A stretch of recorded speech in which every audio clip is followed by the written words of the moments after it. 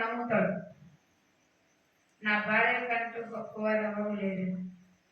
మనం చూస్తే ప్రియులారా, మరియాని ఎడనాడినప్పుడు కూడా గాబ్రియెల్ దూత యేసుని చెప్పినప్పుడు యేసు కూడా ఏం చేశాడు అంటే రహస్యమంది ఎడనాడినప్పుడు లేచి వచ్చాడు. మరియాని అందుకున్నాడు.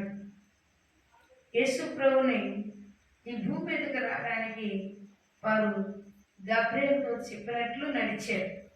ఆలోచించారా? ఆ నడక ఎలా ఉన్నది అని మనం చూస్తే ఆవిడ పూజింపదగిన కావాలి. దేవుడు మాట ఎవరిన్నా అది ధన్యతే.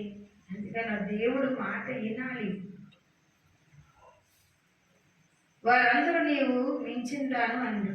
ఆమె పెనిమిటి కూడా ఆమెను పోలేను. అందుము మోసకరము, సౌందర్యము వ్యర్థమన్నాడు. అందము మోసకరం, సౌందర్యము వ్యర్థమన్నాడు. అందంతో ఏం కలిగినము? గర్వం కలిగిన.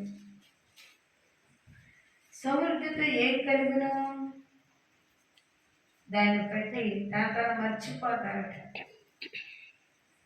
ఎక్కువగా మనిషిని పాడు చేసేది ఏది అని చూస్తే ధనం లేకపోతే ఏది జరగదు. చూసారా? అయినా అది కావాలి కానీ దానిని అది ఎంత పెరిగినా అది పక్కన పెట్టి దేవుని వాక్యం అనుసరించడమే మేలట. హల్లెలూయా. అందుకే ఇక్కడ యెహోవా యందు భయభక్తులు కలుగుట శ్రీకొని ఉండును, చేసిన పనంతటా అటు దానికి పదుపగమును ఈయను. చూడండి, మరి ప్రభు యందు భయభక్తులు కలిగిన వారికి ప్రభువే అనుకూలించబడి ఉన్నాడు, ఆయనే గణపరచబడి ఉన్నాడని రాయబడింది. అందుకే వాక్యం సెలవిస్తుంది ప్రియులారా,